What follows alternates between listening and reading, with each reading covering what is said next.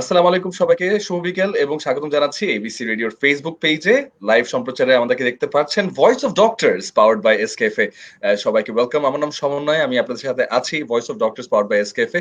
এবং as always আপনারা voice of doctors যারা নিয়মিত ফলো করে আসছেন তারা জানেন যে কিছু স্পেশালিস্ট ডক্টরস আমাদের সাথে যুক্ত হয়ে থাকেন এবং আজকে কোনো ব্যতিক্রম নয়।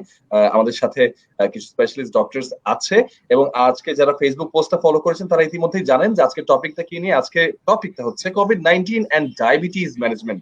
ইয়েস, সো ডায়াবেটিস নিয়ে হচ্ছে আজকের টপিক এবং বিশেষ করে কোভিড-19 এর সময় ডায়াবেটিস কিভাবে ম্যানেজমেন্ট করা হবে এবং রমজান মাস চলছে, এই মাসে কিভাবে ডায়াবেটিসটা ম্যানেজ করা দরকার সেগুলো নিয়ে আমরা কথা বলবো। আজকের আয়োজনের নলেজ পার্টনার ইমাজিদ এবং লিজাজিদ। সো আর আমাদের সাথে যারা আছেন তাদের পরিচয়টা একটু করে দিচ্ছি। আমাদের সাথে আছেন doctor Sajeda Selim, associate professor, department of endocrinology and metabolism, Bangabandhu Sheikh Mujib medical university. সালাম স্যার, কেমন আছেন? জি, ভালো আছেন? এই তো স্যার, আপনি ভালো আছেন তো? জি জি জি।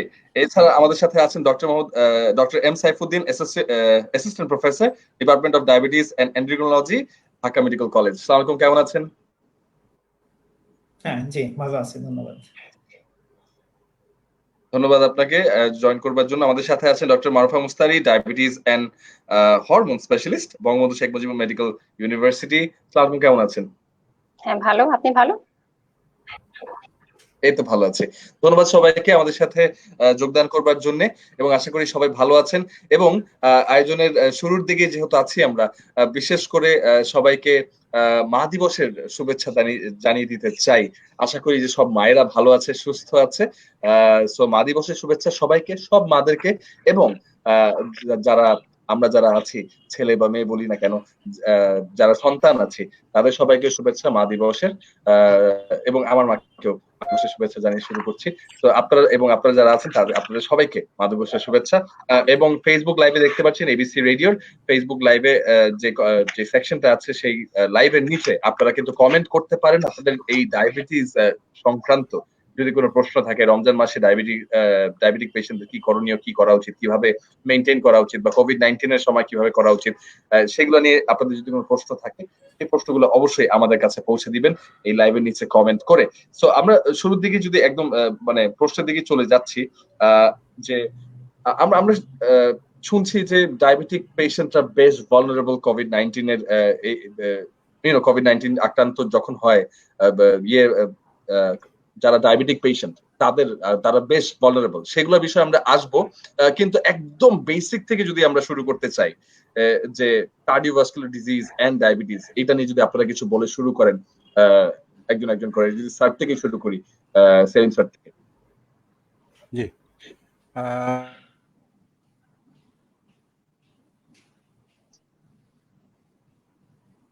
স্যার কি শুনতে পাচ্ছেন? স্যার কি একটু হ্যাং করে গেছে বোধহয়, না?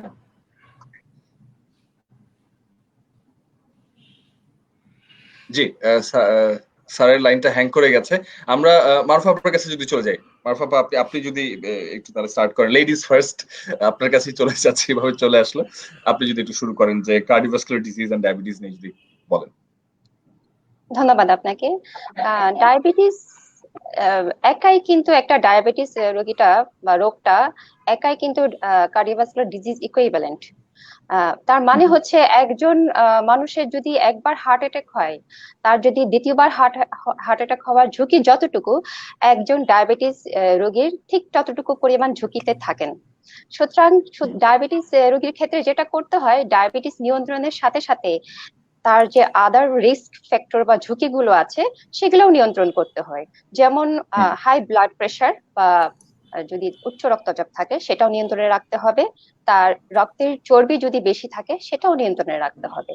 আর তাছাড়াও তার যদি বাড়তি ওজন থাকে বা স্থূলতা থাকে তাহলে তাকে একটা আদর্শ ওজনে নিয়ে আসতে হবে। এইগুলো সবগুলো নিয়ন্ত্রণে থাকলে পরে সে কার্ডিওভাস্কুলার ডিজিজ রিস্ক বা হৃদরোগ ঝুঁকিগুলা কমানো সম্ভব। সো রেগুলার মেইনটেইন করে যাওয়াটা খুবই খুবই ইম্পর্টেন্ট। এটাই আপনি করতে মারফা যেটা ইনক্লাইন করছেন, রাইট? জি জি। সাইফুদ্দিন স্যার কাছে যদি চলে যাই, যে আপনি যদি এটা নিয়ে কিছু অ্যাড করতে চান। না, ধন্যবাদ। ডক্টর মারুফা মুস্তাফি যা বলল তা আমি তার সাথে একমত। তো প্রথমেই একটা জিনিস একটু বলে রাখা প্রয়োজন, সেটা হচ্ছে বাংলাদেশের যে পরিমাণ মানুষের ডায়াবেটিস আছে তার 3/2 মানুষই কিন্তু জানে না যে আসলে তার ডায়াবেটিস আছে অথবা নাই।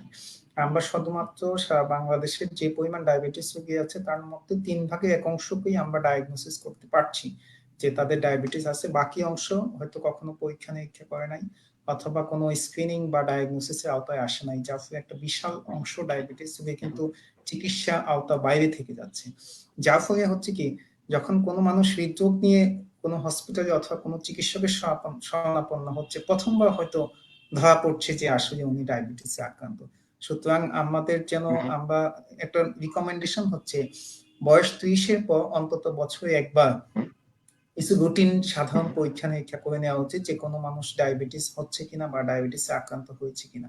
সুতরাং এবং এখন যেহেতু কোভিড সেশন, আমরা আগেই বলেছি যে ডায়াবেটিসের সাথে কোভিডের একটা খুব ভালো সম্পর্ক আছে। ডায়াবেটিস রোগীদের জন্য কোভিড যদি হয়, যেহেতু ডায়াবেটিসের রোগ প্রতিরোধ ক্ষমতা কম থাকে, তাদের ঝুঁকি অথবা কমপ্লিকেশন অথবা আইসিইউ অ্যাডমিশন এগুলোর ঝুঁকি অত্যন্ত বেশি। সুতরাং আমাদের অবশ্যই ডায়াবেটিস রোগ নির্ণয় এবং ডায়াবেটিস যাতে ভালো নিয়ন্ত্রণে থাকে সেটার জন্য আমাদের সর্বোত্তম চেষ্টা করা উচিত। ধন্যবাদ। নিশ্চয়ই নিশ্চয়ই। আমাদেরকে বেশ অনেকজন কমেন্ট করছেন, সেগুলো জাস্ট একটু বলে দিই যে যারা যারা আমাদেরকে জয়েন করেছেন। সানাউল্লাহ কায়সার রানা জয়েন করেছেন, দেখছেন উনি। নাইমুল ইসলাম মাসুম জয়েন করেছেন, দেখছেন। বাবুল শেখ জয়েন করেছেন। স্বপন সাহা উনি জয়েন করেছেন এবং উনি বলছেন যে feel proud of SK family, go head, it's a great opportunity. ধন্যবাদ স্বপন সাহা সাথে থাকবার জন্য, এবং এসকে ফ্যামিলিকে আমাদের পক্ষ থেকেও আসলে অনেক শুভেচ্ছা অভিনন্দন। কিন্তু আসলে দায়িত্ব মাত্র শুরু হয়েছে। যদি আমরা মনে প্রাণে দোয়া করি যাতে এই রেমিপির যে ওষুধটা আসলে লঞ্চ করেছেন সেটা যাতে খুবই কার্যকরী হয়, সেটা আসলে আমাদের দেশের মানুষের জন্য তো অবশ্যই উপকারী হবে এবং সেই সাথে বিশ্বজুড়েও সেটা সাহায্য করতে পারে। তো খুবই আমরা দোয়া করছি এবং আশা করি যাতে এটা আসলে কার্যকরী হয়। আর এছাড়া আব্দুল ওয়াদুদ আছেন, ফাজলে ওমর আছেন, মোস্তফা কামাল আছেন। ফাজলে ওমর একটা ভালো কোয়েশ্চেন করেছেন, সেই বিষয়েও আমরা আসবো। সেই বিষয়টা নিয়ে আমরা একটু পরে আসবো, কিন্তু একটু বেসিক জায়গায় যদি একটু কভার করে ফেলি আমরা তার আগে। আর আলমগীর হোসেন গ্যাস্ট্রোলজি নিয়ে কথা বলতে চাচ্ছেন। আমাদের যে লাস্ট শোটা ছিল পরশুদিন সেটা গ্যাস্ট্রোলজি নিয়ে ছিল। আজকে আমরা ডায়াবেটিস নিয়ে ফোকাস করছি। সো আমি সাইফুদ্দিন স্যার যেমন বলছিলেন যে 30-এর পর আপনারা অ্যাডভাইস করে থাকেন যে টেস্ট করবার জন্য এবং একটু মেনটেন করবার জন্য। সিমটমস গুলো আমরা অনেকেই জানি। আমাদের মধ্যে একটা ব্যাপার হয়ে গেছে কিন্তু, হ্যাঁ, যে সবাই আসলে ডায়াবেটিক বুঝে যায় যে একটু বাথরুম গেলেই আমরা বলছি ডায়াবেটিক কিনা। হ্যাঁ, আবার মানে এই অল্প বিদ্যায় ভয়ঙ্করীও আমরা হয়ে যাই। তারপরও কিছু সিমটমস সেগুলো নিয়ে যদি একদম বেসিক করে বলে দেন যে এই সিমটমস গুলো দেখা দিলে আপনার একটু একটু টনক নড়া উচিত, যে একটু কেয়ারফুল হওয়া উচিত বা টেস্ট করা উচিত, সেগুলো নিয়ে যদি মারুফ আপনার কাছে প্রথমে যাই। সিমটম হচ্ছে ক্লাসিক সিমটম যেগুলো বলা হচ্ছে ঘন ঘন প্রস্রাব পাওয়া, অতিরিক্ত তৃষ্ণা, আর ওজন কমে যাওয়া। খাওয়া দাওয়া ঠিক আছে কিন্তু ওজনটা কমে যাচ্ছে। এছাড়াও এগুলো হচ্ছে ক্লাসিক সিমটম। তাছাড়াও কিছু লক্ষণ আছে, যেমন হচ্ছে তার কোন একটা ঘা হয়েছে, ওটা শুকাচ্ছে না সহজেই, হ্যাঁ, এই ধরনের যদি লক্ষণ। বা হচ্ছে পরিবারে তার ডায়াবেটিসের ইতিহাস আছে, বা যদি মহিলা হয়ে থাকেন, হ্যাঁ, তার যদি পূর্ববর্তী কোনো ডেলিভারির বড় বাচ্চা ডেলিভারির ইতিহাস যদি থাকে, সেক্ষেত্রেও কিন্তু সেটাও একটা ডায়াবেটিসের একটা লক্ষণ। তো এটা হচ্ছে ক্লাসিক সিমটম। আর সবচেয়ে বড় কথা হচ্ছে শতকরা 50% রোগীর কিন্তু ডায়াবেটিসের ক্লাসিক কোনো সিমটম থাকে না। সেই ক্ষেত্রে ডায়াবেটিসটা কিভাবে ধরা পড়ে সেটা একটু বলি। রুটিন কোনো চেক আপ করতে গেছে বা অন্য কোনো চেক আপ করতে গেছে, সেখানে হয়তো তার ধরা পড়ছে ডায়াবেটিসটা আছে। বা কোনো একটা সার্জারি করতে গেছে, তখন ডাক্তাররা কিছু টেস্ট দেয়, সেখানে হয়তো ধরা পড়ছে। তো সবসময় ক্লাসিক সিমটম নিয়ে রোগীরা প্রেজেন্ট করে না। জি, সবসময় ক্লাসিক সিমটমস গুলো রোগীরা দেখা মানে তাদের মধ্যে সেটা দেখা যায় না। সাইফুদ্দিন স্যারের কাছে যদি চলে যাচ্ছি, যে অনেকে আসলে ডায়াবেটিস ধরা পড়ার পর শুরুতেই দেখা যায় যে একদম মানে খুবই প্যানিক করে বসেন। এবং এক অর্থে যদি বলি যে আমি আমার নিজের মায়ের ক্ষেত্রে সেটা দেখেছি। তো মানে শুরুর দিকে আসলে প্যানিক করা উচিত কিনা বা কিভাবে কি নিয়ন্ত্রণ করা উচিত, বেসিক মেইনটেনেন্স কিভাবে কি করা উচিত সেগুলো যদি একটু বলেন। ধন্যবাদ আপনাকে। ডাক্তার মারুফা মুস্তাফি যেসব সমস্যাগুলো বললো, যে ঘন ঘন পানি পিপাসা পাওয়া, ওজন কমে যাওয়া বা ঘন ঘন প্রস্রাব হওয়া, কিন্তু একটা জিনিস উনি কিন্তু বলেছে, আমি সেটা আবারও বলি, সেটা হচ্ছে শতকরা 100 জনের মধ্যে 50 থেকে 60 জনের কোনো সিমটম থাকে না। সে বুঝতেই পারবে না যে তার ডায়াবেটিস আছে। সুতরাং একমাত্র রুটিন চেক আপ ছাড়া আসলে অনেক সময় আর্লি ডায়াবেটিস ডিটেক্ট করা খুব কঠিন। অনেক সময় রোগীরা যখন খুব উচ্চ ডায়াবেটিস নিয়ে আমাদের কাছে আসে, তখন আমরা অলরেডি দেখি যে তার অনেকগুলো ইয়ে বা কিডনি বা অনেকগুলো অলরেডি এফেক্টেড হয়ে গেছে। সুতরাং routine check up is the best way to early diagnosis of diabetes. আর ডায়াবেটিস ধরা পড়ার পর ভয় পাওয়ার কোনো কারণ নাই। আপনি অবশ্যই এখন সারা বাংলাদেশে আপনি ডায়াবেটিস বা হরমোন বিশেষজ্ঞ, যাকে আমরা এন্ডোক্রাইনোলজিস্ট বলি, যারা ডায়াবেটিস এবং হরমোন বিষয়ের উপর বিশেষজ্ঞ, তাদের একজনের পরামর্শ নেবেন। উনি আপনার খাবার দাবার, ওষুধপত্র এবং জীবনযাত্রা একটা সমন্বয় করে দিবে। আগে আমরা ডায়াবেটিসের চিকিৎসায় বলতাম 3D: diet, drug and discipline. Diet মানে খাবার দাবার, ড্রাগ মানে কিছু মেডিকেশন অথবা ওষুধ, এবং ডিসিপ্লিন মানে কিছু নিয়ম কানুন। এখনকার চিকিৎসা হলো 4D: ডায়েট, ড্রাগ, ডিসিপ্লিনের সাথে 4 নাম্বার ডি মানে হচ্ছে ড্রিম, মানে হচ্ছে প্রতিদিন 6 থেকে 8 ঘন্টা ঘুম একজন মানুষের ডায়াবেটিস চিকিৎসার জন্য প্রয়োজন। এই 4টা কম্পোনেন্টই একজন ডায়াবেটিস রোগী অবশ্যই ফলো করা উচিত। ঘুমের কথাটা আমি একটু বলে নিই। এখন আমাদের দেশে বা আধুনিক বিশ্ব কিন্তু একটা স্লিপ ডিপ্রাইভড ওয়ার্ল্ড, যার ফলে অধিকাংশ মানুষই কম ঘুমাচ্ছে। কম ঘুমানোর সাথে ডায়াবেটিস হওয়া এবং ডায়াবেটিস অনিয়ন্ত্রিত হওয়া দুইটার মধ্যেই সম্পর্ক আছে। সুতরাং প্রতিদিন 6 থেকে 8 ঘন্টা ঘুমটাও কিন্তু খুবই ইম্পর্টেন্ট। আপনি অবশ্যই চিকিৎসকের পরামর্শ নেবেন, চিকিৎসক আপনার জীবনযাত্রাটা অ্যাডজাস্ট করে দিবেন, এবং আমার ধারণা অধিকাংশ ক্ষেত্রে খুব বেশি সমস্যা ছাড়াই আপনি you can continue your activity, আপনার চাকরি বাকি আপনি সব করতে পারবেন। অবশ্যই। Thank you. ওকে, সো ঘুমের অনেক গুরুত্ব আছে, এবং এটার থেকে আমি যেটা বুঝতে পারছি যে আসলে এখন দেখা যাচ্ছে যে অনেক কম বয়সী মানুষের মধ্যেও কিন্তু ডায়াবেটিস দেখা দিচ্ছে, হয়তো অনিয়মের কারণে, কম ঘুম হওয়ার কারণে, স্ট্রেসের কারণে সেগুলোর হয়তো ইম্প্যাক্ট পড়তে পারে। সেগুলোর বিষয়ে আমরা আরো জানতে চাইবো, এবং মেইনটেনেন্সের কথা যেটা হচ্ছিল, ডায়েটের কথা আপনি বলছিলেন, সো ওবিসিটি নিয়েও আমরা কথা বলবো। কিন্তু তার আগে কিছু প্রশ্ন যেটা বলছিলাম যে সেটাতে একটু চলে যাই। ফার্স্ট ডোমার বলছেন, sir can you please say something about insulin pump to manage diabetes in a better way? এটা ফার্স্ট ডোমার বলছেন। এবং অলসো আরিফ খান, উনিও বলছেন যে guideline about insulin dose during নিয়ে ডায়াবেটিস ম্যানেজ করার বিষয়ে যদি একটু কথা বলি, সেটা নিয়ে যদি আগে বলতে চাইবেন, যদি বলেন। মারুফ আপনার কাছে যাই, যেহেতু সিরিয়ালি যাচ্ছি। হ্যাঁ, প্রশ্নটা আমি বুঝতে পারিনি আপু। আচ্ছা, কথা আমি আবারও বলছি। ফার্স্ট ডোমার, আচ্ছা এখন শুনতে পাচ্ছেন? আচ্ছা, ফার্স্টলি ওমর উনি প্রশ্নটা করেছেন, can you please say something about insulin pump to manage diabetes in a better way? আচ্ছা, আমার ইনসুলিন মনে হয় পাম্প নিয়ে এটা জানতে সাইফ, আপনি আনসারটা দেন। আচ্ছা, হ্যাঁ, ধন্যবাদ ডক্টর মারুফা মাস্তরি। ইনসুলিন পাম্প হচ্ছে অনেক সময় দেখা গেল যে যেসব ডায়াবেটিস রোগী 3 বেলা অথবা 4 বেলা ইনসুলিন সাথে অন্যান্য ওষুধ খাওয়ার পর কোনোভাবেই ডায়াবেটিস কন্ট্রোল হচ্ছে না, তখন আমরা ইনসুলিন পাম্প সাজেস্ট করি। ইনসুলিন পাম্প একটু এক্সপেন্সিভ, একটা ডিভাইসের মতো, একটা ছোট মোবাইলের মতো সাইজের, আমরা নাভির পাশে বা শরীরে কোনো জায়গায় অ্যাটাচ করে রাখি। এটা সবসময় বডির সাথে অ্যাটাচ থাকে। আমাদের সারা বাংলাদেশে প্রায় 250 থেকে 300 জন মানুষ অলরেডি ইনসুলিন পাম্প ইউজ করছে। এটার মধ্যে আপনি চাইলে এটা অটোমেটেড ব্লাড সার্কুলেশনে ইনসুলিন চলে যাবে এবং রক্তে আপনার গ্লুকোজকে সমন্বয় রাখবে। তো এটা একটু এক্সপেন্সিভ। আমাদের দেশে বেসিক পাম্প যেটা, সেটা প্রায় 1,60,000 থেকে 1,70,000 টাকা মতো খরচ পড়ে। আর যেগুলো আর্টিফিশিয়াল ইন্টেলিজেন্স সহ পাম্প, সেগুলো প্রায় আপনার 4 থেকে 5 লক্ষ টাকার মতো খরচ পড়ে। তো যাদের ডায়াবেটিস কোনোভাবেই কন্ট্রোল হচ্ছে না, অথবা ডায়াবেটিস জনিত কিডনি বা অন্যান্য বিশাল জটিলতা আছে, অথবা সুগার বারবার আপ ডাউন করছে, তাদের জন্য ইনসুলিন পাম্প একটা অপশন। সারা পৃথিবীতে অসম্ভব জনপ্রিয়, আমাদের দেশেও আস্তে আস্তে জনপ্রিয় হচ্ছে, যদিও অতিরিক্ত দামের জন্য বা দামের জন্য অনেক পেশেন্টই এটা অ্যাফোর্ড করতে পারে না। কিন্তু insulin pump is a very good thing. কিন্তু অনেক রোগী আবার সবসময় গায়ের সাথে একটা জিনিস লেগে থাকবে, একটু ডিসমোটিভেটেড হয়।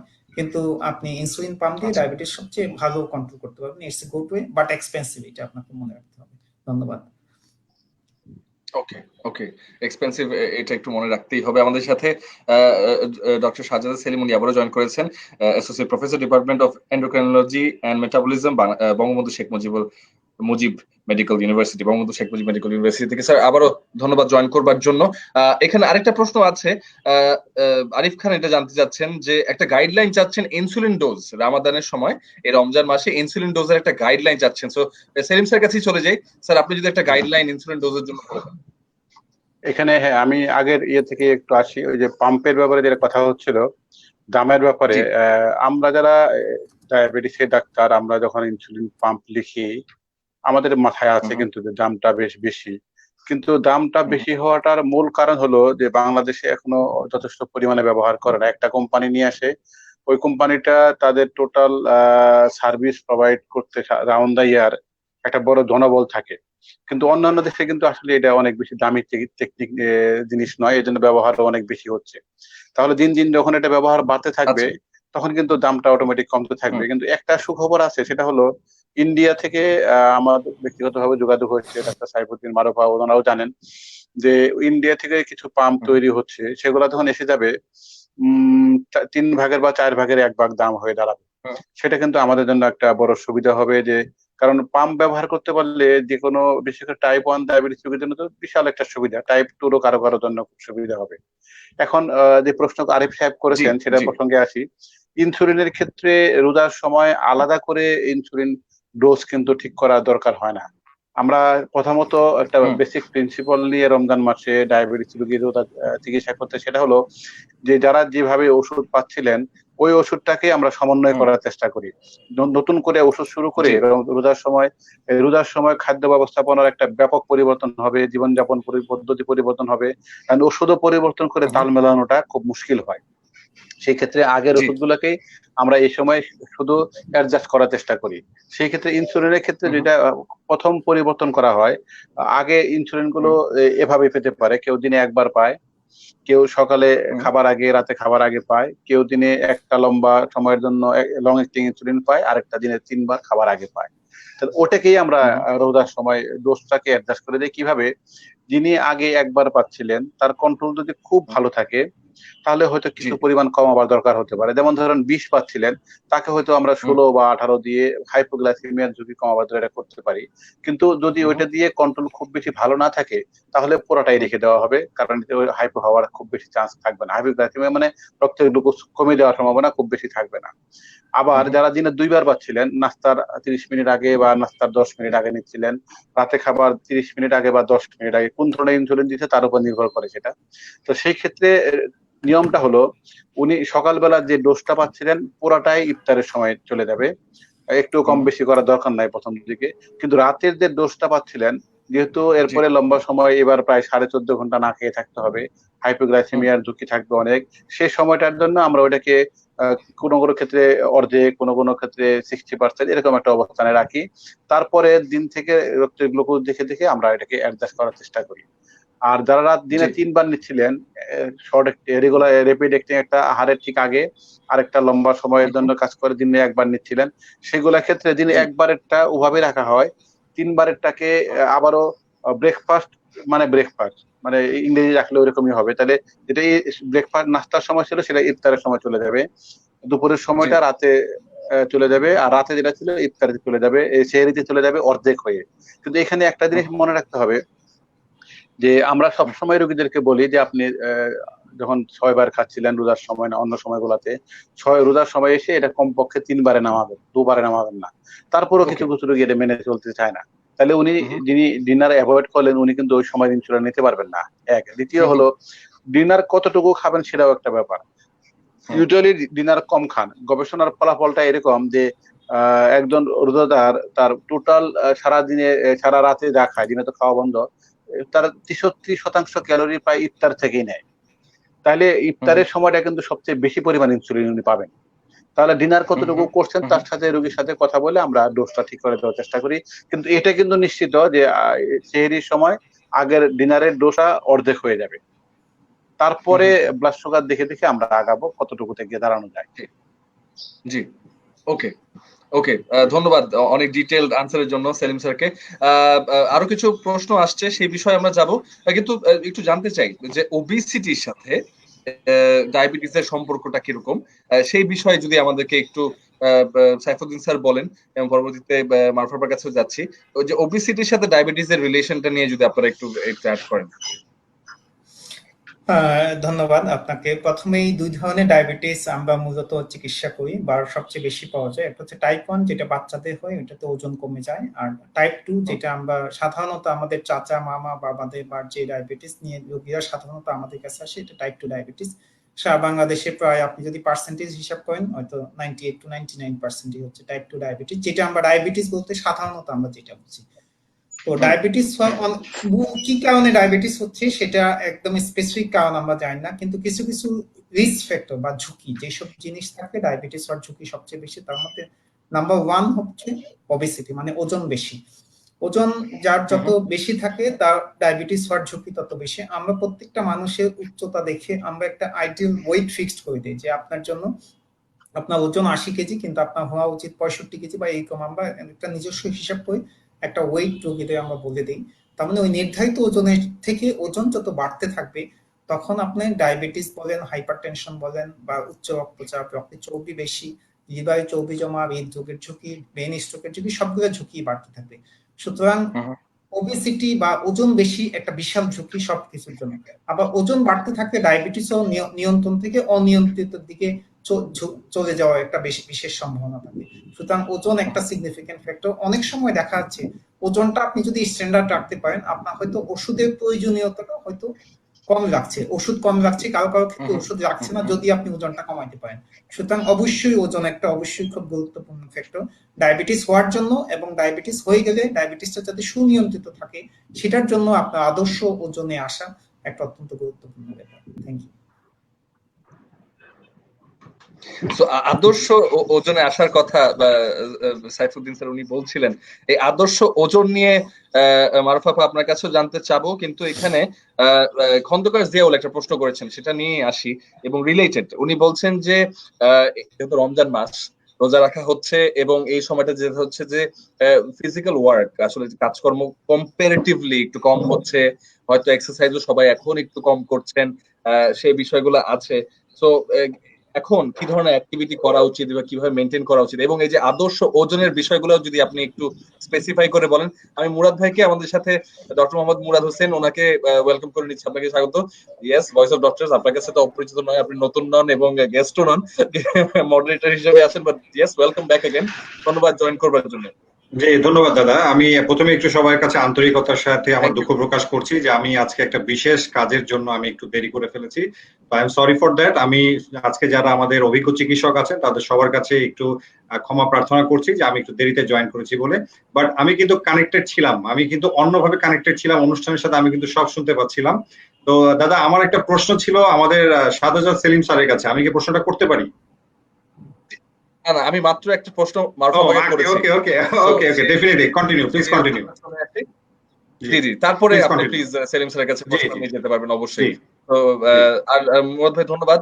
স্যাররা তো আসলে এখানে আছেন অভিজ্ঞ ডাক্তাররা, তারা তাদের পক্ষ থেকে বলবেন, আমি আমার আসলে আয়োজনের পক্ষ থেকে বলছি যে কোনো প্রবলেম নেই, আপনি একটা ভালো কজের এখানেই ছিলেন, এবং যারা ABC radio Facebook page follow করছেন তারা নিশ্চয়ই জেনে গেছেন যে কোথায় ছিলেন। এসকেপ একটা বিশেষ আয়োজন হচ্ছিল রেমভিরকে ঘিরেই, তো সেটা এবিসি রেডিওর পেজে এই লাইভের একটু পেছনের টাইমে গেলে আপনারা সেই লাইভটাও দেখতে পারবেন। এতক্ষণে তো লাইভটা শেষ হয়ে যাওয়ার কথা, বাট সেই আয়োজনটা আপনারা দেখতে পারবেন। যাই হোক, আপনার কাছে প্রশ্নটা করেছিলাম, দুঃখিত পজ করার জন্য, আপনার কাছে ফেরত চলে যাবে। আচ্ছা, রমজান মাসে যেটা হয়, প্রতিটা রোগীদেরকে আমরা একটা সঠিক ব্যবস্থাপনা রোজার আগেই ঠিক করে দিই।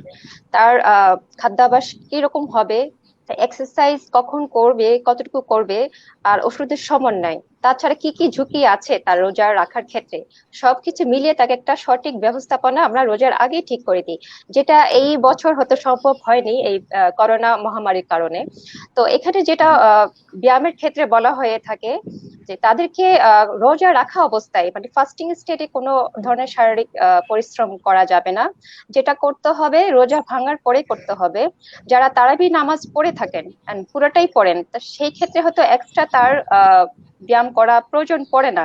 তবে যাদের স্থূলতা আছে, যাদের ওজন বেশি, তাদের ক্ষেত্রে এক্সট্রা অতিরিক্ত আধা ঘন্টা 1 ঘন্টা তারা এক্সারসাইজ ইফতার খাওয়ার 2 ঘন্টা পরে তারাবি নামাজের আগে পরে তারা করে নিতে পারে।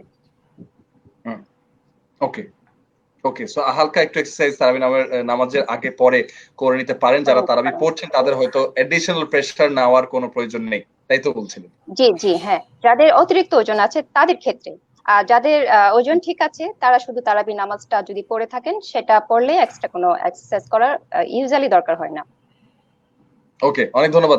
মুরাদ ভাই, আপনি প্রশ্ন করতে যাচ্ছিলেন সেলিম স্যারকে, আপনি go ahead. জি, আমার প্রশ্নটা হচ্ছে স্যার, আমরা রমজান মাসে যদি চিন্তা করি যে কোনো ডায়াবেটিক পেশেন্টের জন্য, মানে আসলে এই রমজান মাসে ডায়াবেটিক রোগীদের কি কি এমার্জেন্সি ইস্যু হতে পারে, ডায়াবেটিস জনিত কারণে কি কি এমার্জেন্সি হতে পারে স্যার? জি, আমাদের মাথায় কিন্তু এটা খুব ঘুরপাক খায়, কারণ ডায়াবেটিস নিয়ে যে রোগীগুলো রোজা রাখছে তাদের ক্ষেত্রে বড় ধরনের সমস্যাগুলো মাঝে মাঝে এমনও হয় অনেকে হাসপাতালে ভর্তি হতে হয়। আমরা যারা বারডেমে আমাদের শিক্ষা জীবন শুরু করেছি, শেষ করেছি, আমি ডাক্তার সাইফুদ্দিন, মারুফাও কিছুদিন যুক্ত ছিলেন। আমরা দেখেছি যে রোজার শুরুর দিকে হাইপোগ্লাইসেমিয়া রোগীরা আসে, রোজার মাঝামাঝি এবং শেষের দিকে ডায়াবেটিসের রোগীর রক্ত বেড়ে গিয়ে যে মারাত্মক জটিলতা গুলো হয়, ডায়াবেটিক কিটোএসিডোসিস, হাইপারোসমোলার হাইপারগ্লাইসেমিক ক্রাইসিস, এই ধরনের সমস্যা নিয়ে রোগীরা হাসপাতালে আসেন। এর যে কোনো একটাই কিন্তু অতি মারাত্মক হতে পারে, মৃত্যু পর্যন্ত যেতে পারে। একই সাথে এবারের কথা যদি আমরা ধরি, এবার যে সময়টাতে রোজা রাখতে হচ্ছে, এই যে বৈশাখ মাসের শেষ সপ্তাহে এখন মাঝামাঝি থেকে শুরু হয়েছে, তাহলে এই সময় তীব্র গরম এবং বাতাসের আর্দ্রতা বেশি থাকবে, ঘাম হবে।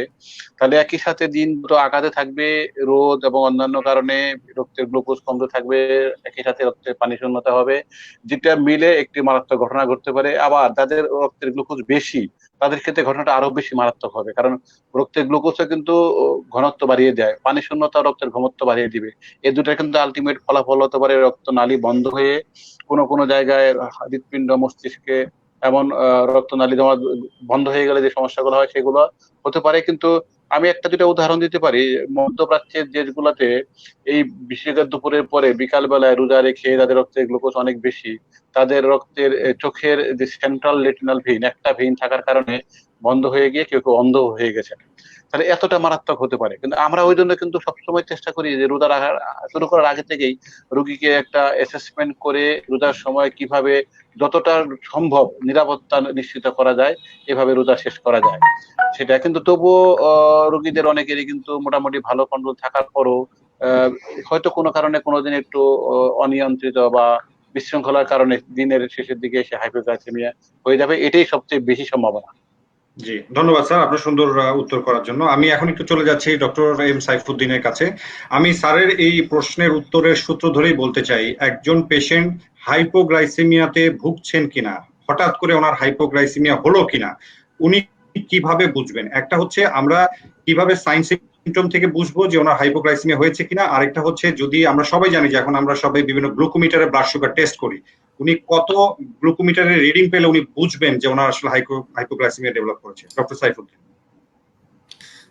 ধন্যবাদ ডাক্তার মোহাম্মদ নওয়াজ হোসেন। হাইপোগ্লাইসেমিয়া মানে হচ্ছে রক্তে ডায়াবেটিসের মাত্রা স্বাভাবিকের চেয়ে অনেক বেশি কমে যাওয়া, যেটা আমাদের জীবনের জন্য ঝুঁকিপূর্ণ।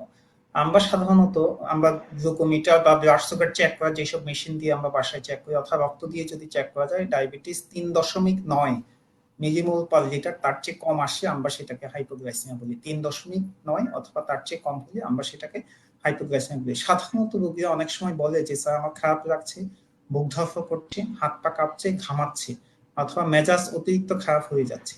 সেই সব ক্ষেত্রে আমরা রোগীদের সবসময় রোগী এবং রোগী আত্মীয় যারা আমাদের কাছে চিকিৎসা করাতে নিয়ে আসে, আমরা তাদেরকে বলি আপনার যে কোনো সময় যদি কোনো খারাপ লাগে অবশ্যই আপনি সাথে সাথে ডায়াবেটিস চেক করবেন। যদি দেখেন 3.9 কম, তার মানে আপনি হাইপো হয়ে গেছেন, মানে হাইপোগ্লাইসেমিয়া হচ্ছেন।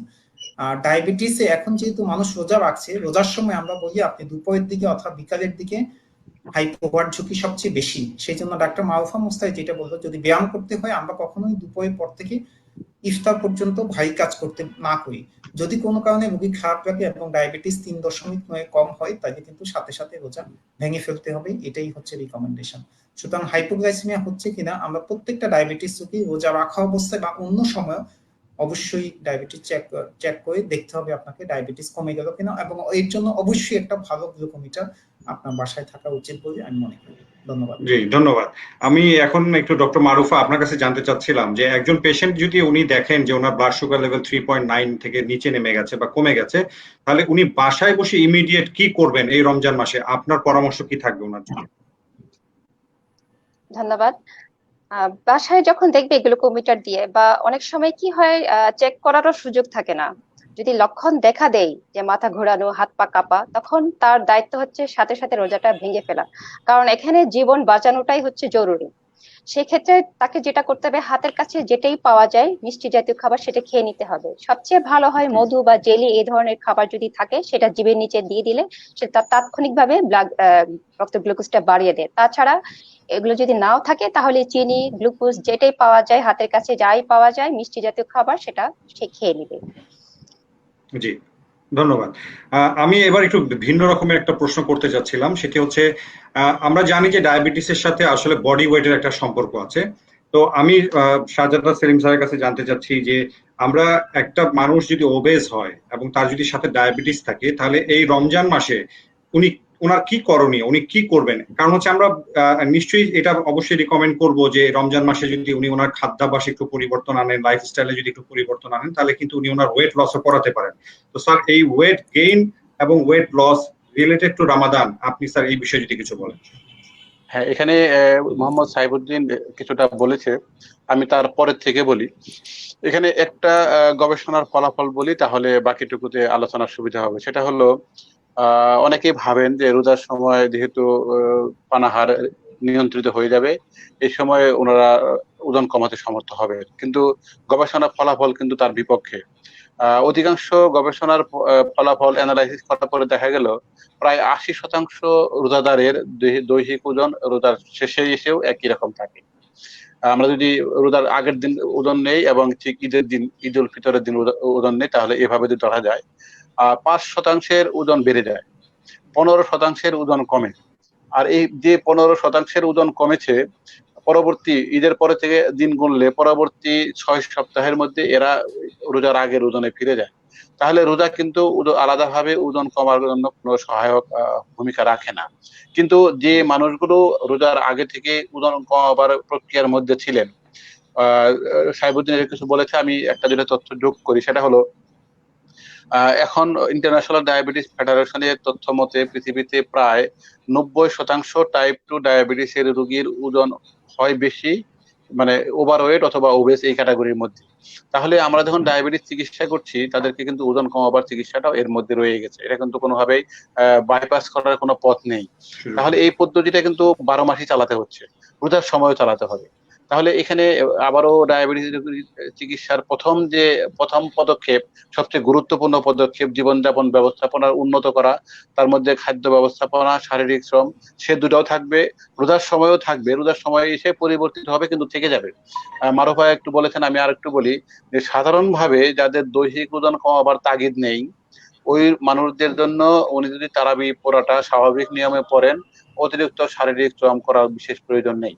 কিন্তু যাদের ওজন কমাবার প্রক্রিয়া শুরু করা হয়েছে রোজার আগে, যেটা কন্টিনিউ করা হবে, সেটা উনি তারাবির বাদেও কতটুকু ওজন কমাতে হবে তার উপর ভিত্তি করে 20 মিনিট হতে পারে, 25 মিনিট হতে পারে, 30 মিনিট কিন্তু শারীরিক শ্রম সম্পাদন করবেন। একই সাথে খাবারের ব্যাপারটা আমি একটু আগে বলেছি, আবারও বলি, সারাদিন না খেয়ে থাকছি, সারা রাতে যেটা খাচ্ছি আমরা, খাবারটা কিন্তু ক্যালোরি, আমরা আশা করি যে উনি যে পরিমাণ রোজার আগে বা রোজার পরে যে পরিমাণ সারাদিনে ক্যালোরি গ্রহণ করবেন, এখনো তাই করবেন। অনেকে ভাবেন যে আমি হয়তো কম করছি, এটা কিন্তু আসলে বাস্তবে তা দাঁড়াচ্ছে না। আমি যদি খুব সাদা চোখের একটা উদাহরণ দেই, এবার এই লকডাউন সিচুয়েশন বাদ দিলে অন্য বছরগুলোতে যেটা হয়, কোন পরিবারে যদি মাসিক খাদ্য খরচ 12,000 হয়ে থাকে, রোজার সময় এসে সেটা কিন্তু 22,000, 20,000, 24,000 হয়ে যায়। এর মধ্যে কিছু দ্রব্য মূল্য বৃদ্ধিও আছে, সেটা বাদ দিলেও টোটাল খাদ্য পরিমাণ কেনাটাই কিন্তু বেড়ে গেছে, সেটা কিন্তু দেহে লেগে যাবে। তাহলে ওজন কমানোটাকে ধারাবাহিকতা রক্ষা করতে হবে। একই সাথে যে ওষুধগুলো ওজন কমাতে সহায়ক, সেগুলো রোজার আগে থেকে যারা খাচ্ছিলেন, ইন্টারেস্টিং ব্যাপার হলো রোজার সময় কিন্তু সেগুলা প্রায় ওভাবেই কন্টিনিউ করা যায়। তাহলে ওজন কমাবার জন্য কেউ যদি সত্যি সত্যি চান রোজা রেখেই ওজন কমাবেন, সেটাকে না, বরং রোজা রেখে ওখান থেকে কি কি সাপোর্ট নেওয়া যায় রোজা ওজন কমাতে, সেটাকে উনি ডাক্তার সাথে পরামর্শ করে সে পদ্ধতিগুলো বের করার চেষ্টা করতে পারেন। জি, ধন্যবাদ স্যার। আমি আর একটা প্রশ্ন, একটা এসএমএস এর মাধ্যমে একটা প্রশ্ন পেয়েছি, আমি প্রশ্নটা করে আমি সমন্বয়দাতাকে অনুরোধ করবো, সমন্বয়দা আপনি যদি কিছু অ্যাড করেন। আমার এবারকার প্রশ্নটা হচ্ছে ডক্টর এম সাইফুদ্দিনের কাছে। আমাদের একজন দর্শক এসএমএস এ প্রশ্ন করেছেন একটা মিথ, সেটি হচ্ছে মিষ্টি খেলে কি ডায়াবেটিস হয় কিনা। একদম ক্লিয়ার কাট উনি জানতে চাচ্ছেন মিষ্টি খেলে ডায়াবেটিস হয় কিনা। ডক্টরেট ধন্যবাদ সাইকোলজি। ধন্যবাদ ডাক্তার মোহাম্মদ মুরাদ হোসেন, এবং যিনি প্রশ্ন করেছেন ওনাকে ধন্যবাদ। মিষ্টি খেলে ডায়াবেটিস হয় কিনা, জিনিসটা হ্যাঁ এবং না দুইটাই হবে। আমি আপনাকে একটু ব্যাখ্যা দিয়ে জিনিসটা পরিষ্কার হয়ে যাবে। মিষ্টি খেলে সরাসরি ডায়াবেটিস হয় এরকম কোনো তথ্য প্রমাণ নেই। যদি আপনি সারাদিনে একজন সুস্থ মানুষের আপনার উচ্চতা অনুসারে, আপনার ওজন অনুসারে আপনার যতটুকু খাওয়া প্রয়োজন, আপনি ওই মিষ্টি সহ যদি ঠিক সে পরিমাণ খান, তাহলে আপনার ডায়াবেটিস হওয়ার ঝুঁকি নাই। কিন্তু ফ্যাক্ট হচ্ছে, আপনি যদি মিষ্টি খান, দেখা গেল মিষ্টির সাথে আপনি অন্যান্য খাবার দাবারও বেশি খাচ্ছেন, সুতরাং আপনার নির্ধারিত ক্যালোরির চেয়ে যদি আপনি বেশি খান, তাহলে অবশ্যই আপনার ডায়াবেটিস হওয়ার ঝুঁকি থাকবে। সুতরাং এখানে মিষ্টি খাচ্ছেন না অন্য কি খাচ্ছেন সেটার চেয়ে বড় ইম্পর্টেন্ট হলো আপনি সারাদিনে কত কিলো ক্যালোরি খাচ্ছেন, আপনি কি পরিমাণ খাচ্ছেন সেটাই ইম্পর্টেন্ট। সারাদিনে অন্য খাবার দাবার একটু রেস্ট্রিক্ট করে আপনি যদি মিষ্টি খান, সাথে কিলো ক্যালোরি যদি আপনার জন্য যা পারমিটেড তা যদি ক্রস না করে, তাহলে অবশ্যই ডায়াবেটিস হওয়ার ঝুঁকি নাই।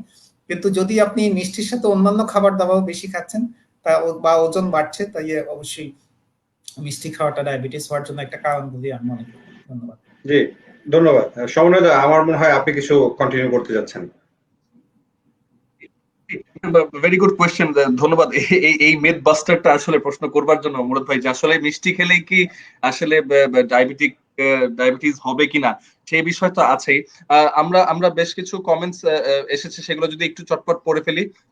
আমাদেরকে আরিফ খান বলছেন many many thanks for your quick response. আমরা চেষ্টা করছি, ধন্যবাদ সাথে থাকবার জন্য। ভালো ভালো কোয়েশ্চেন যারা করছেন তাদেরকে ধন্যবাদ। আব্দুল সুবহান বলছেন কংগ্রাচুলেশন স্যার। তাহমিনা শহীদ লিপি উনি দেখছেন। Rana Masud very good discussion.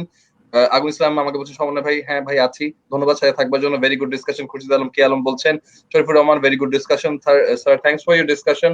Abdul Alamin বলছেন, নাহিদ কামাল বলছেন গ্রেট ডিসকাশন, নাইস বলছেন Rakib. Zahid Hasan so nice, okay okay okay excellent program. Sharifullah বলছেন, হাবিবুর রহমান দেখছেন ফ্রুটফুল ডিসকাশন। আবু সাইদ বলছেন ভেরি গুড আইডিয়া। লিপি উনি আবারও লিখেছেন, আবারও বলছি যে voice of doctors powered by SK pharmaceuticals চলছে এবিসি রেডিওর ফেসবুক পেজে, ফেসবুক লাইভ সম্প্রচারে দেখতে পাচ্ছেন। আপনাদের যদি ডায়াবেটিস সংক্রান্ত কোনো প্রশ্ন থাকে, বিশেষ করে রমজান মাস সেটাকে ঘিরে যদি হয়, যদি কোভিড-19 ঘিরে হয়, সেগুলো রিলেটেড কোয়েশ্চেন করতে পারেন। আমাদেরকে একজন প্রশ্ন করেছেন, উনি বলছেন যে মানে ইয়াং মানুষদের মধ্যে যে এখন ডায়াবেটিস দেখা দিচ্ছে, হ্যাঁ, এবং একটা প্রশ্ন মুরাদ ভাই করলেন যে আসলে মিষ্টি খাওয়ার সাথে এটা আসলে রিলেশনটা কতটুকু। অনেকে ইনহেরিটেন্সের কথা বলে থাকেন, হ্যাঁ, যে আমার বাবা বা মা যে কোনো একজনের আসলে ডায়াবেটিস ছিল, তাহলে আমারও ডায়াবেটিস হবে বোধহয়, হ্যাঁ, বা অনেকে হয়তো আসলে মিষ্টি কম খান কিন্তু তারপরও ডায়াবেটিক হয়ে যান। এই দুটা রিলেট করে যদি একটু ক্লিয়ার করে দেন, মুরাদ ভাই বলতে পারবেন যে কার কাছে কিভাবে দেওয়া উচিত। জি, আমি মনে হয় আমি বলবো ডক্টর মারুফা, আপনি যদি কিছু বলেন, এরপর আমরা সেলিম স্যারের কাছে শুনবো। হাত দেখাচ্ছি, জি। জেনেটিক ফ্যাক্টর বা বাবা মায়ের থাকলে তার ডায়াবেটিস হবেই এমন না। এখানে আসলে ডায়াবেটিসটা মাল্টি ফ্যাক্টরিয়াল, অনেকগুলো ফ্যাক্টর এখানে জড়িত। জেনেটিক্স ফ্যাক্টর আছে, তার মধ্যে তার লাইফস্টাইল যদি ঠিক না থাকে, তার যদি অতিরিক্ত ওজন থাকে, তার যদি এক্সারসাইজের অভাব বা শারীরিক পরিশ্রমের ঘাটতি থাকে, বা এমন ধরনের ওষুধ বা নিচ্ছেন যার কারণে তার ঝুঁকি বাড়ছে, সবকিছু মিলিয়ে সে ডায়াবেটিস ঝুঁকিতে থাকবে, শুধুমাত্র জেনেটিক কারণে না। সেলিম ভাই যদি কিছু অ্যাড করেন। জি, সেলিম স্যার আপনি যদি কিছু অ্যাড করেন। হ্যাঁ, না, মূল কথাটা কিন্তু মারুফা বলে দিয়েছেন, কিন্তু আমি একটু বলছি এভাবে, জনগণ যেভাবে শুনতে চাচ্ছে সেটা হলো যে একজন বলেছেন যে আমার বাবা আমার ডায়াবেটিস আছে, আমার কি হবে। আরেকজন বলছে যে কথার কথা বলছি যে আরেকজন জিজ্ঞাসা করলো যে আমার তো বাবা মার ছিল না, দাদা দাদি ছিল না, আমার 14 গোষ্ঠীর কারো ডায়াবেটিস নেই, তাহলে তো আমি এই ব্যাপারে ঝুঁকিমুক্ত। এই ক্ষেত্রে আমি এভাবে বলতে পছন্দ করি যে যাদের পরিবারের কারো ডায়াবেটিস আছে, বাবা মা ভাই বোনের, তাহলে ওদের মধ্যে বাকি যার ডায়াবেটিস ধরা পড়ে নাই তার ঝুঁকি বেশি, কিন্তু যাদের পরিবারের কারো ডায়াবেটিস নেই তারও ঝুঁকি আছে। কারণ এই বাংলাদেশের জন্য, বাংলাদেশে জন্মগ্রহণ করে এই যে জেনেটিক্স নিয়ে আমরা এখানে বসবাস করছি, যে ব্যক্তিগত জীবনযাপন পদ্ধতির মধ্যে আমরা আছি, যে রাষ্ট্রীয় পরিমণ্ডলে আমরা আছি, যে পরিবেশগত পরিমণ্ডলে আমরা আছি, প্রতিটাই ডায়াবেটিস হবার জন্য তীব্র ঝুঁকি তৈরি করেছে। একটু আগে সমন্বয় খুব ভালো একটা কথা বলেছিলেন যে অনেক কম বয়সী মানুষ ডায়াবেটিস আক্রান্ত হচ্ছে। আমরা তিনজন নয়, শুধু বাংলাদেশের সকল ডায়াবেটিসের ডাক্তার, শুধু বাংলাদেশে বলবো না, সারা পৃথিবীর সকল ডায়াবেটিসের ডাক্তার, বাংলাদেশ এবং ভারত এই অঞ্চলে খুব কম বয়সে টাইপ 2 ডায়াবেটিস মেলাইটাস হচ্ছে, এটা নিয়ে খুব বেশি চিন্তিত। তো এখন একজন মানুষের 70 বছর বয়সে ডায়াবেটিস হওয়াটা তার জন্য খুব মারাত্মক কোনো খবর নয়, কিন্তু 7 বছরে ডায়াবেটিস হওয়াটা কিন্তু মারাত্মক খবর। তাহলে আমরা কিন্তু এই হুম, খবর হুম, অহরহ পাচ্ছি, এবং এটা কিন্তু মূল ঘটনা। এটা হওয়ার পিছনে এক নম্বর কারণ যদি ধরি, আমাদের জীবনযাপন, খাদ্য ব্যবস্থাপনা এবং শারীরিক শ্রমের যে কাঠামোটা থাকা উচিত ছিল ওই বয়সের জন্য, সেটা কিন্তু আমরা তো সৃষ্টি করতে পারিনি, পারিবারিকভাবে পারিনি, স্কুল পারেনি, সরকার পারেনি, নগর পারেনি, কেউ পারেনি। বরং আমরা দিন দিন শারীরিক শ্রম নির্ভর জীবনযাপনের দিকে ধাবিত হচ্ছি, যান্ত্রিক সুবিধা এইসব কারণে। এগুলা কিন্তু ডায়াবেটিস হওয়ার জন্য তীব্র ঝুঁকি তৈরি করেছে। এবং পৃথিবীতে এখন কিন্তু ডায়াবেটিসের রোগীর সংখ্যা অনুসারে বাংলাদেশের অবস্থান হলো উপরের থেকে 10 নম্বর, 2030 সনে উপর থেকে 9 নম্বরে দাঁড়াবে। হুম। এবং ডায়াবেটিস সেবার জন্য কাঠামোটা কিন্তু এখনো ভালো তৈরি হয়নি। স্বাস্থ্য সেবার কাঠামো জি। এমনি নয়, আমরা করোনা এই মহামারীর মাঝে বুঝে গেছি, কিন্তু ডায়াবেটিসের সেবার জন্য কাঠামো তৈরি হয় না। বেসরকারি কাঠামোগুলোতে আমরা কাজ চালাচ্ছি, কিন্তু সেক্ষেত্রে কিন্তু আমাদের অনেক কিছু ভাবা দরকার। জি, ধন্যবাদ স্যার। আমি একটু এখন একটা মানে এখন সমসাময়িক একটা টপিক নিয়ে একটু কথা বলতে চাচ্ছিলাম। আমার প্রশ্নটা হচ্ছে ডক্টর এম সাইফুদ্দিনের কাছে। আমরা ইদানিং কালে কিটো ডায়েট নিয়ে খুব কথাবার্তা শুনছি। আসলে কিটো ডায়েটের সায়েন্টিফিক ভিত্তি কতটুকু, বা আসলে কি এটা মানুষের জন্য কতটুকু উপকারী? Doctor M Saifuddin. হ্যাঁ, ধন্যবাদ doctor Murad Hossain. Keto diet নিয়ে বলার আগে আমি প্রথমে আমার একটা রোগীর ছোট্ট ইতিহাস বলে নিই। আমি ডায়াবেটিস স্পেশালাইজড হসপিটালে চেম্বার করি। আমি একজন রোগী দেখি, ওনার বয়স হচ্ছে 60, উনি হার্টে রিং বসানো, ওনার ছেলে মেয়ে দুইজন ডাক্তার। তো একদিন হঠাৎ ডায়াবেটিস আইসিইউ থেকে আমাকে ফোন করলো যে স্যার, আপনার একজন রোগী ভর্তি হয়েছে, ডায়াবেটিস হচ্ছে 32 এবং পেশেন্ট অজ্ঞান। তো আমি গেলাম, গিয়ে আমরা ডায়াগনোসিস করলাম ডায়াবেটিক কিটোএসিডোসিস। তো পেশেন্ট 5-7 দিন আইসিইউতে ছিল, তারপর ভালো হয়ে গেল। আমি জিজ্ঞেস করলাম যে আপনি ইনসুলিন বন্ধ করলেন কেন? বললো যে স্যার, আমি ফেসবুকে দেখে ইনসুলিন বন্ধ করে আমি কিটো ডায়েট করছি। So this is the result of the keto diet. Keto diet মানে হলো, আমরা সাধারণত বলি যে একজন মানুষ সারাদিনে যা খাবে তার 50% খেতে হবে হচ্ছে কার্বোহাইড্রেট, মানে ভাত, রুটি বা এইসব জাতীয় জিনিসগুলো। আর কিটো ডায়েটে সেটা লেস দেন 5% করে ফেলে।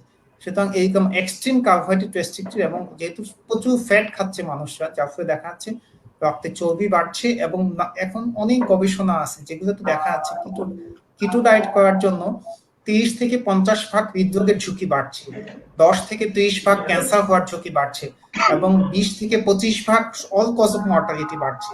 সুতরাং কিটো ডায়েট একটা ঝুঁকিপূর্ণ ডায়েট। আমরা ডায়াবেটিস রোগীদের সাধারণত আমরা যেসব ডায়েট প্রেসক্রাইব করে থাকি, একটা সুষম ডায়েট যেখানে কার্বোহাইড্রেট, প্রোটিন, ফ্যাট একটা ব্যালেন্স থাকবে, সেই ধরনের ডায়েটই সবচেয়ে বেটার ডায়েট। এবং যাদের ডায়াবেটিস আছে তাদেরকে আমরা অবশ্যই সবসময় কিটো ডায়েট থেকে একটু দূরে থাকার চেষ্টা করব। কিন্তু এটা এত জনপ্রিয় হওয়ার কারণ হচ্ছে ইটস এ ম্যাজিক। আপনি না খেয়ে থাকলে বা শুধু চর্বি খেতে থাকলে 5-7 দিনে আপনার কিছুটা ওজন কমবে, কিন্তু দীর্ঘমেয়াদে সেটা আপনার জন্য ক্ষতির কারণ হবে। সুতরাং দীর্ঘমেয়াদের কথা বিবেচনা করে আমরা সবসময় ডায়াবেটিস রোগীদের কিটো ডায়েটটা অ্যাভয়েড করতেই হবে। ধন্যবাদ। জি, ধন্যবাদ। আমি এরপরে প্রশ্ন করতে চাচ্ছিলাম ডক্টর মারুফার কাছে। আমার এরপরে প্রশ্নটি হচ্ছে, আমরা জানি যে অবশ্যই ডায়াবেটিসের সাথে জেনেটিক একটা ব্যাপার আছে, বাবা মার যা ডায়াবেটিস থাকলে সন্তানদের ডায়াবেটিস হওয়ার প্রবণতা বেশি থাকে। আমি যদি একটু প্রশ্নটা অন্যভাবে করি, যে এখন যদি একজন বাবা মার ডায়াবেটিস আছে, সেই জন্য একজন সন্তানের তার মানে কি করা উচিত আসলে, যার মাধ্যমে সে হয়তো বা তার ডায়াবেটিসটাকে একটু হওয়াটাকে একটু প্রলং করে দিতে পারে, অথবা একটু সময়টাকে বাড়াতে পারে, যেন তার ডায়াবেটিস হওয়ার চান্সটা কমে যায়, বা আসলে পুরো এই বিষয়টা যদি আপনি একটু ক্লিয়ার করতেন ডক্টর। হ্যাঁ, ধন্যবাদ আপনাকে। এখানে যেটা আমি প্রথমেই বলেছিলাম, এটা মাল্টিফ্যাক্টোরিয়াল, শুধুমাত্র জেনেটিক্স কারণে ডায়াবেটিস হবে ব্যাপারটা তা না। এখন সেই ব্যক্তি যদি আদর্শ জীবন প্রণালী মেনে চলে, তাহলে তার ডায়াবেটিস হওয়ার ঝুঁকি কিন্তু অনেক কম বা হবেই না, এরকম একটা ব্যাপার। সেই আদর্শ জীবন যাত্রাটা কেমন, তার হচ্ছে তার আদর্শ ওজন তাকে রাখতে হবে, তার হচ্ছে হাইট অনুযায়ী এবং তার লাইফস্টাইল অনুযায়ী, তার দৈহিক যে কাজ করে তার বাহিরে তাকে কিছুটা এক্সারসাইজ করে করে তার হচ্ছে ফিটনেস লেভেলটা ঠিক রাখতে হবে। আদর্শ খাবার ব্যবস্থাপনা মেনে চলতে হবে, প্রচুর শাকসবজি, তারপরে আমিষ, যেগুলো নির্দিষ্ট পরিমাণে যেটা সেটা খেয়ে চলতে হবে। স্ট্রেস নেওয়া যাবে না। কিছু ক্ষতিকারক অভ্যাস যদি থাকে সেগুলোও অ্যাভয়েড করতে হবে। সবকিছু যদি মেনে চলে, তাহলে তার ডায়াবেটিস হওয়ার ঝুঁকিটা অনেক কম, বা কোনো কোনো ক্ষেত্রে সে ডায়াবেটিস সে প্রিভেন্ট করতে পারবে। জি ধন্যবাদ। আমি এখন একটু কোভিড রিলেটেড প্রশ্ন করতে চাই সেলিম স্যার আপনার কাছে। এখন তো আমরা জানি যে কোভিড-19 সিচুয়েশনটি চলছে এবং এই সময়ে আমরা যদি একটু চিন্তা করি যে একজন ডায়াবেটিস রোগী সে এখন কোথায় কিভাবে চিকিৎসা নিতে পারে বা আসলে কি করণীয় তার জন্য, যদি তার ডায়াবেটিসের কোনো জটিলতা থেকে থাকে উনি আসলে কোথায় যাবেন, কিভাবে চিকিৎসা নেবেন? কারণ হাসপাতালগুলোর চিকিৎসা ব্যবস্থা তো এখন আগের মতো নেই। এই ক্ষেত্রে আপনার পরামর্শ কি হবে? জি, এটা খুবই এখনকার জন্য জরুরি একটা প্রশ্ন ডায়াবেটিস রোগীদের জন্য। এটাও মাথায় রেখে আমরা কিন্তু বাংলাদেশ এন্ডোক্রাইন সোসাইটি থেকে আমরা বিভিন্নভাবে বিভিন্ন ওয়েবসাইট, ফেসবুক পেজ থেকে বিভিন্ন সামাজিক যোগাযোগ মাধ্যমে আমরা বাংলাদেশের শীর্ষস্থানীয় ৩২ জন এন্ডোক্রাইনোলজিস্টের নাম, মোবাইল নাম্বার, সময়সহ কাকে কখন ফোন করবে, ফোন করে যতটা সম্ভব বাসায় থেকে চিকিৎসা নেওয়ার জন্য অনুরোধ করেছি। কারণটা হলো এখন পর্যন্ত এটা কিন্তু প্রমাণিত যে যাদের মধ্যে এই করোনা ভাইরাস ঢোকার মানে কোভিড-19 সংক্রমিত হওয়ার সম্ভাবনা বেশি, বাকিদের তুলনায় ডায়াবেটিসের রোগীদের তাদের ক্ষেত্রে ঝুঁকি বেশি। এটা যেমন একটা মাথা ব্যথার কারণ, কিন্তু সবচেয়ে বড় ঝুঁকিটা হলো ডায়াবেটিসের রোগী যখন এই কোভিড-19 আক্রান্ত হবেন তখন কিন্তু অন্যদের তুলনায় মারাত্মক আকার ধারণ করার সম্ভাবনা বেশি, মৃত্যুর ঝুঁকিও বেশি, এবং এই ঝুঁকিটা নন ডায়াবেটিসের রোগীর তুলনায় প্রায় 3 গুণ।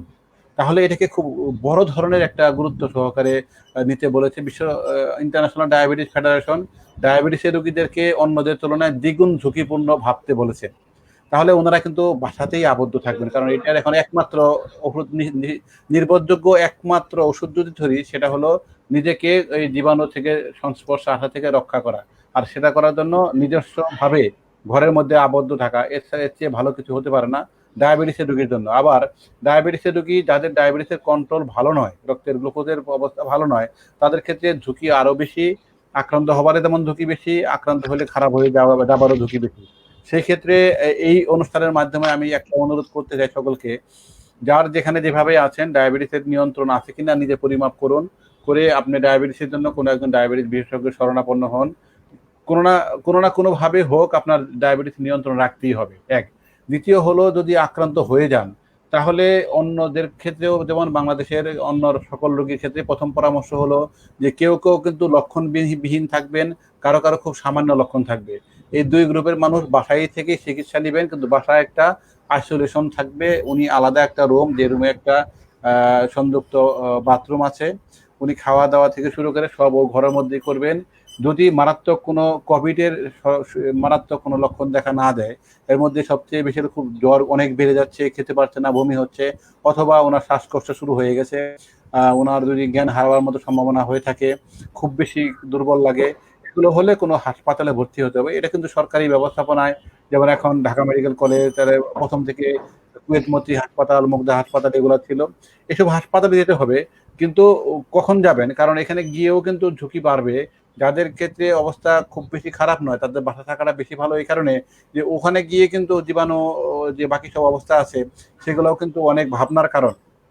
আইসিইউতে গেলে আইসিইউর এক রোগী থেকে আরেক রোগী ছড়াচ্ছে, এবং আইসিইউতে যে যন্ত্রপাতিগুলো ব্যবহার করা হচ্ছে, ভেন্টিলেটর থেকে সব, ওগুলো কিন্তু পরিষ্কার রাখাটা খুব কষ্টসাধ্য এবং ব্যয়সাধ্য ব্যাপার। সেই হিসাবে প্রথম ক্ষেত্রে ১ নম্বর কার্যকরী পদক্ষেপ হবে যে ওনাকে যেন উনি আক্রান্ত না হন, তার জন্য যা যা করা দরকার সেটাই মেনে চলা। ধন্যবাদ স্যার। সমন্বিত, আমার মনে হয় আপনি কিছু অ্যাড করতে চেয়েছিলেন।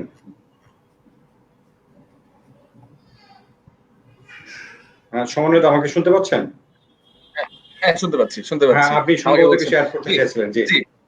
জি, অ্যাড করতে চাইছিলাম, সেলিম স্যারকে ধন্যবাদ, অত্যন্ত গুরুত্বপূর্ণ একটা উত্তর দিয়েছেন এবং খুবই গুরুত্বপূর্ণ কিছু কথা বলেছেন আসলে, যে কিভাবে আসলে সাবধানতা অবলম্বন করতে হবে, কিভাবে সতর্ক থাকা উচিত, এবং যদি হয়েও যান প্যানিক না করে নিজ বাসায় কিভাবে যতটুকু সম্ভব আসলে সেক্লুডেড হয়ে সেটাকে কেয়ারফুলি মেইনটেইন করা যতদূর সম্ভব সেটা বলেছেন। এবং যারা বলেছেন যে আসলে ডায়াবেটিক পেশেন্ট যারা যেহেতু ভালনারেবিলিটি আছে, এক্সপোজ না হওয়াটাই ভালো।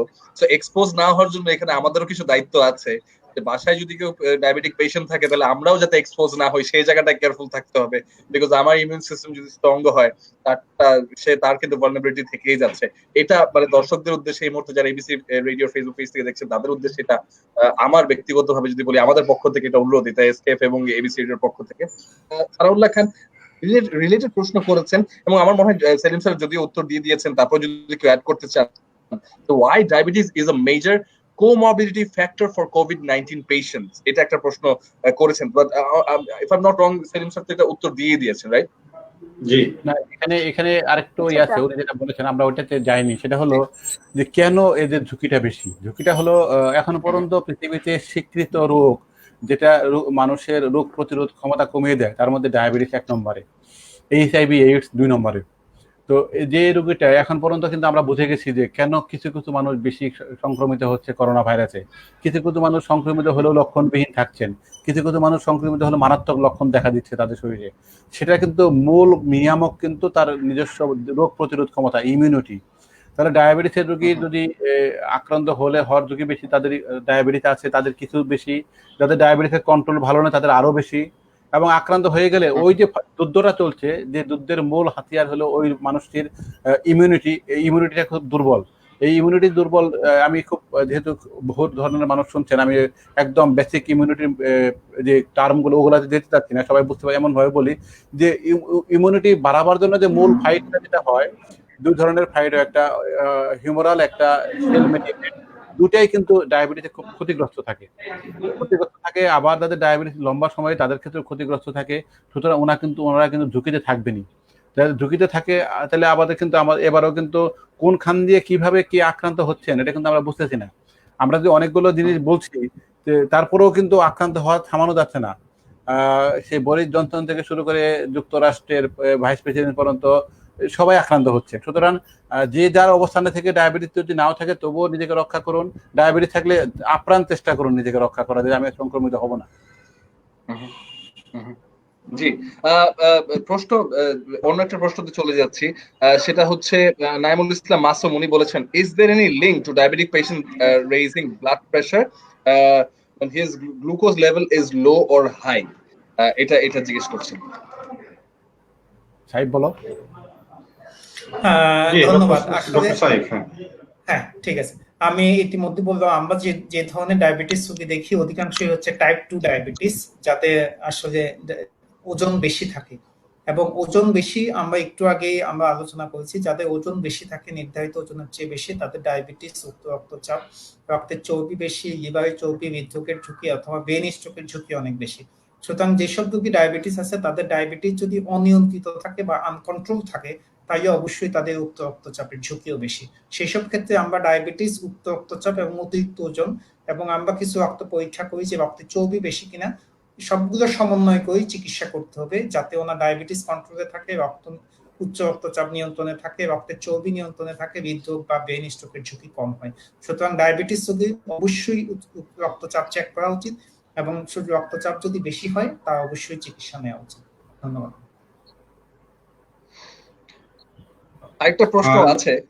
জি সরি, হ্যাঁ অবশ্যই, না আপনি কন্টিনিউ করেন।